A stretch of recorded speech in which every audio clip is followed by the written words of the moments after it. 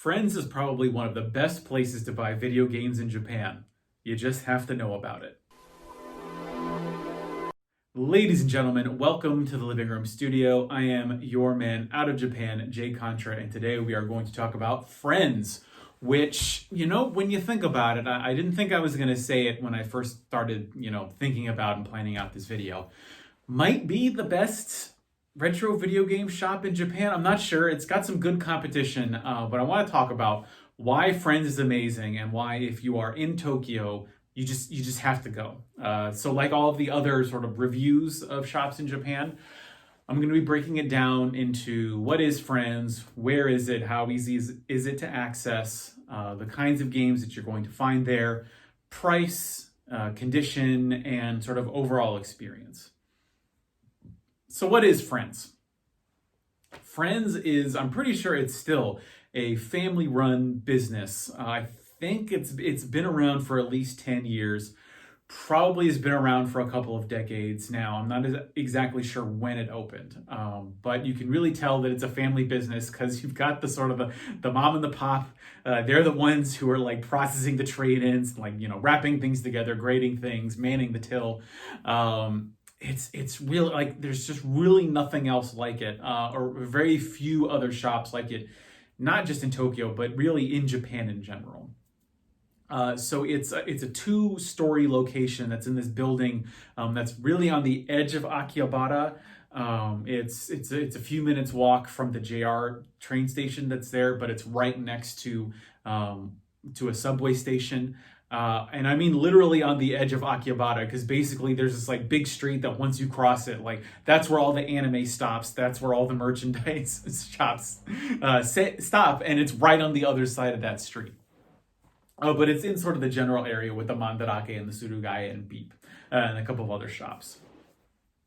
Now, it's really actually kind of hard to find if you don't have a cell phone, because the only indication that there's actually a shop there is it's like in this, it's in like this 5-story building. It takes up the second and the third floors, I want to say. And then there's a bunch of there's like a sign outside that has like Friends, and there's like a bunch of other signs that are like for like weird, like massage parlors, so it can be kind of like weird to like oh, this is the building that I'm gonna go into, but it's kind of like the same with Super Potato, where it's kind of just like hiding there, and people don't really know, I think, a lot about it because it has a very strict like no filming, no cell phone, no photo policy, which is why you've never ever seen a video of it on this channel. But also, it's just the thing is that actually it's not that well known, but people who do know it, collectors who do know about it, everybody I've ever talked to has only ever had a glowing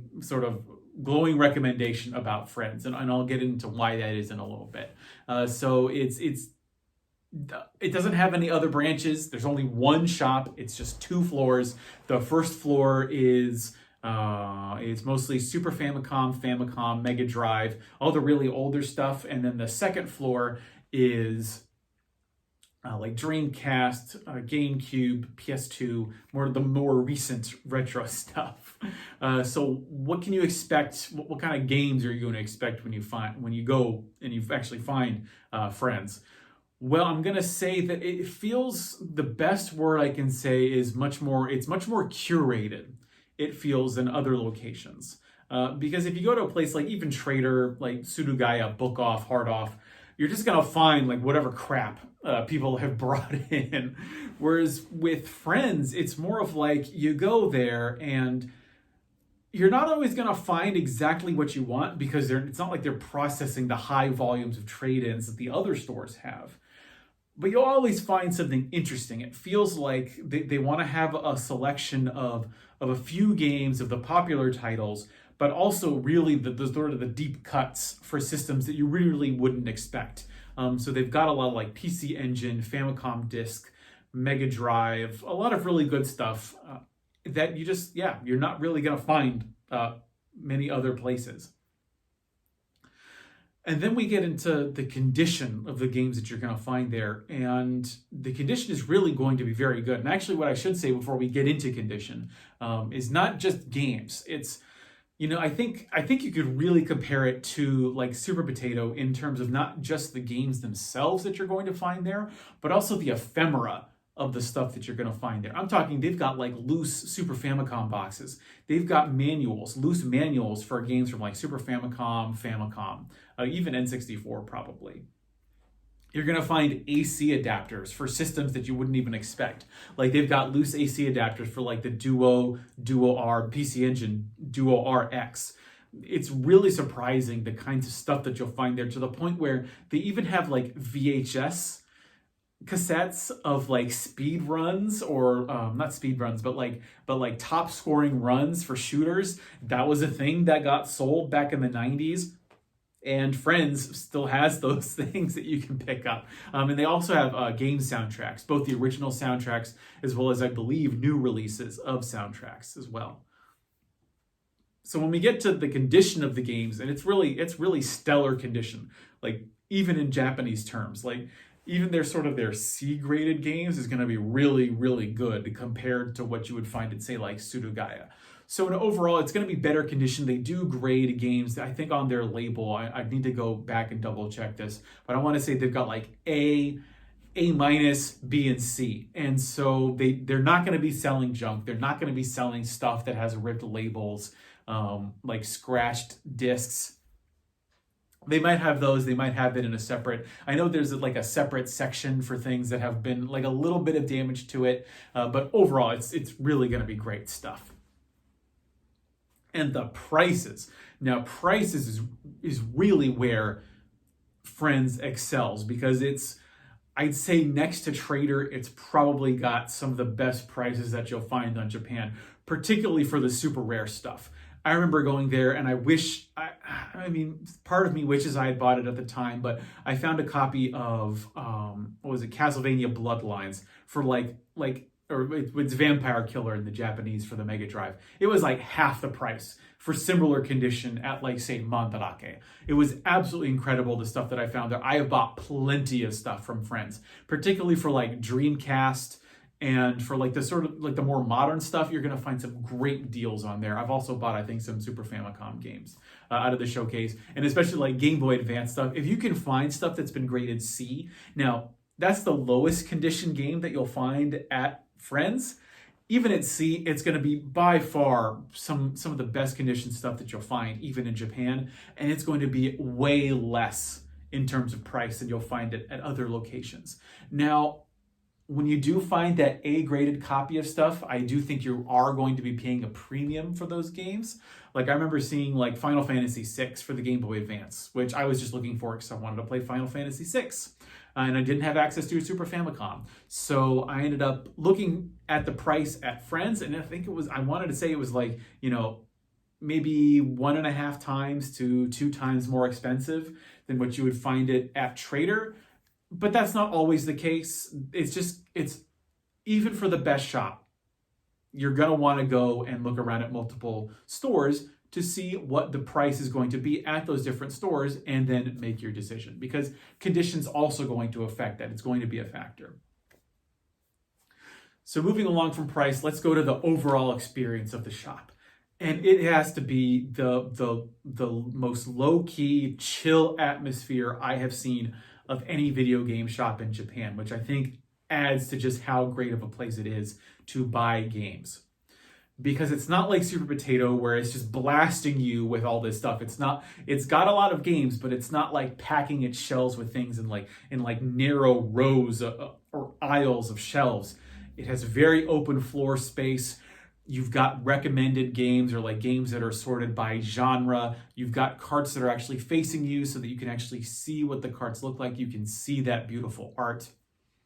It's really just laid out in such just an amazing way that I think gives you a greater feel for the games, and just doesn't like overwhelm you with stuff. You will maybe be overwhelmed by the selection if it's your first time, but it's not very oppressive as opposed to, say, like a Surugaya, which is like really compact and feels very, very claustrophobic, or it's not got like hard off where it's just playing the same song on a loop all the time.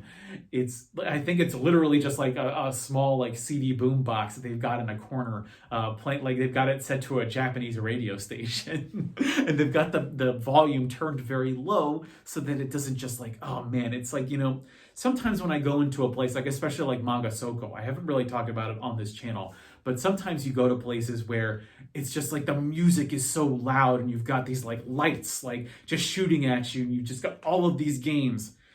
No, it is much more chill. It is very relaxed. It is very cool. It is very calm. And so I just look, and with all of the different cool things that they've got, all of the it's not merchandise. I don't want to say merchandise because it's not like tchotchkes that they're trying to sell you, like stuff that's been made recently that's just like it's all memorabilia.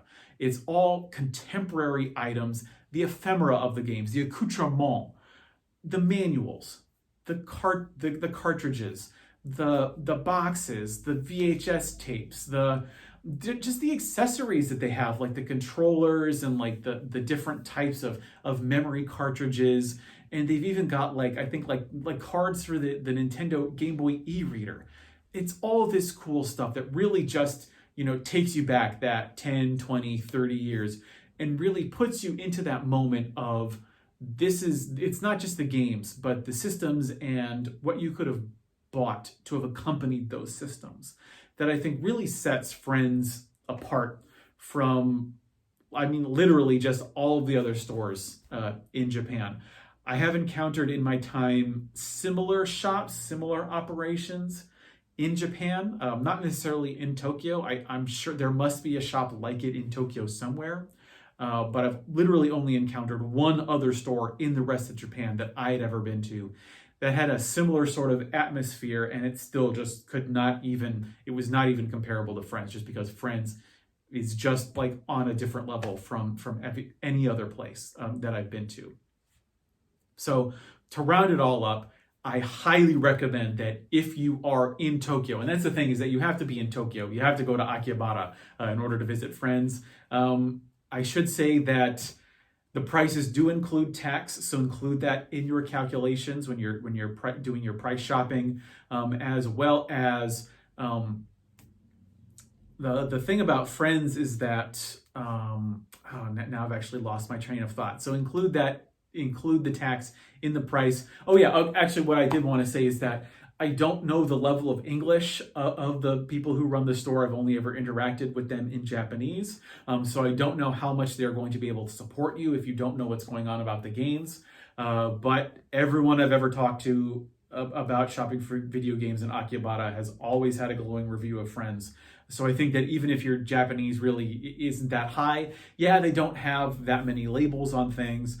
They don't have a lot of English, I think any, if at all, in the store, but still, like, it's, with the translation apps that are on phones these days, if you have any problems, I'm sure you can work it out with the people who are running the store. So overall, highly recommend it. I would even go to the point of, man, I don't know if I would recommend it over Trader, to where if you literally only had time to go to one store in all of Akihabara, I don't know if I recommend it more than Trader, but it definitely fights, for me personally, with Trader, to where I would have a hard time saying you need to go to either Trader or to Friends. Obviously, I'm going to say you need to go to both. But man, Trader is just really something special, to the point where I would even say that I would rank it higher than Super Potato at a certain point, because Super Potato has this reputation as being like the guardian or like the protector or curator of retro games in Japan. I don't know. I think Friends does an even better job. It doesn't have those massive showcases where it's got like 5 copies of like Dracula X, or like it's got Neo Geo games. It doesn't have like the selection that Super Potato or even Mandarake has, but it has a really well cultivated atmosphere that I think really, really is, I think, a positive for the retro video game collecting scene. And I can only hope that other stores pop up that try to imitate it. But I really haven't seen any other place in Tokyo or in Japan as a whole really try to emulate it, which I think is really unfortunate because I think we need more shops like it. So final word, just go, just visit it. It's going to be great. You're going to love it. That's it for me before I can continue rambling. I have been your man out of Japan, Jay Contra, saying thanks for watching. See you next time, and mahalo.